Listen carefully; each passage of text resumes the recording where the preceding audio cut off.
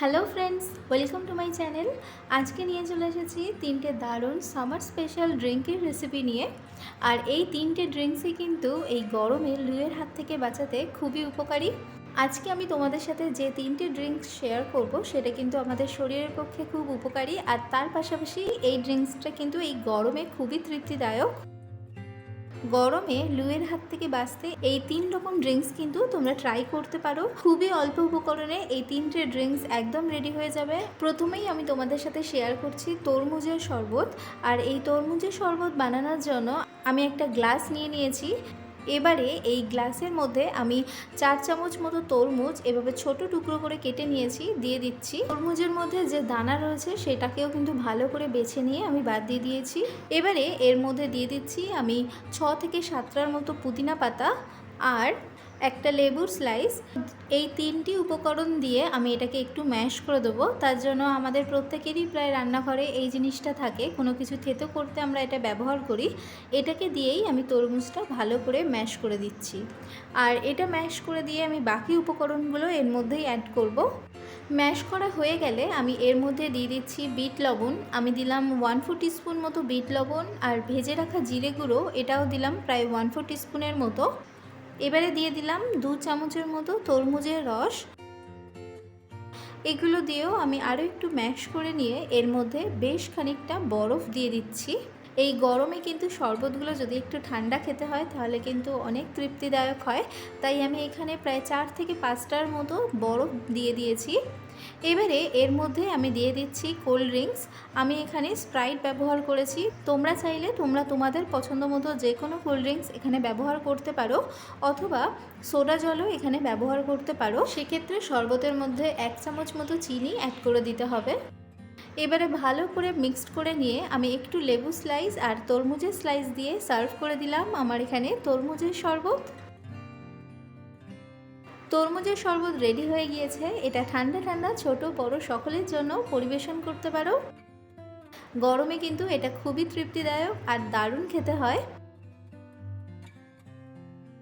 এর পাশাপাশি আরও একটি শরবত তোমাদের সাথে শেয়ার করব, সেটা হলো পাতিলেবুর শরবত। আমি একটা পাতিলেবু এভাবে ছোট টুকরো করে কেটে নিয়েছি, সেটা আমি একটা গ্লাসের মধ্যে নিয়ে নিলাম, আর বেশ কয়েকটা পুদিনা পাতাও দিয়ে দিয়েছি। এবারে এই দুটো উপকরণ দিয়ে আমি একটু ম্যাশ করে নিচ্ছি।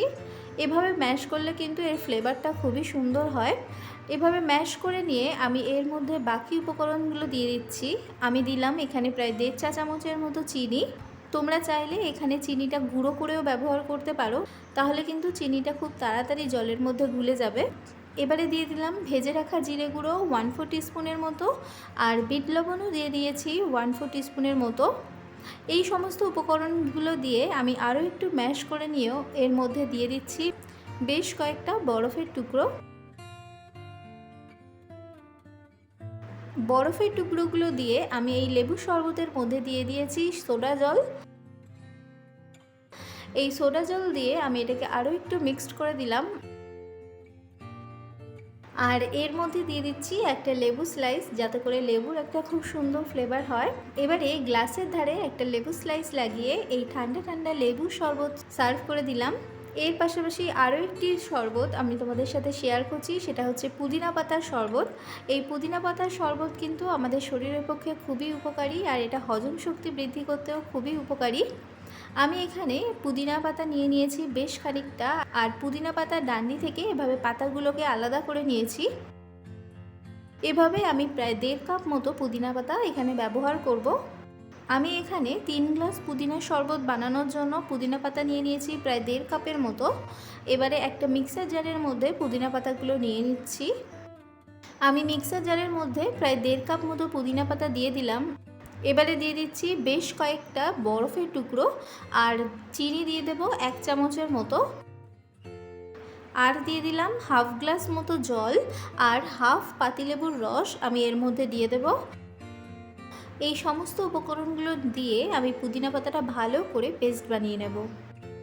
পুদিনা পাতার মধ্যে আমি বরফটা ব্যবহার করেছি, কারণ পুদিনা পাতা যখন আমি ব্লেন্ড করব যদি বরফ না দেওয়া হয় তাহলে অনেকটা কালো হয়ে যেতে পারে রঙটা, তাই আমি এর মধ্যে বরফের টুকরো ব্যবহার করেছি। এভাবে ভালো করে পুদিনা পাতাটা বেটে নিয়ে আমি একটা বড় ছাঁকনির মধ্যে এটাকে ঢেলে দিলাম। আর যেটুকু পাতা ভালো করে ব্লেন্ড হয়নি সেটাকে এভাবে আমি ছেঁকে নিচ্ছি। আর এই ছিবড়ে মতো অংশটা আমি বাদ দিয়ে দিলাম। এই পুদিনা পাতা শরবতের মধ্যে আমি আরও 2 গ্লাস মতো জল এর মধ্যে মিক্সড করে নেব। এবারে আমি এর মধ্যে দিয়ে দেব বিট লবণ।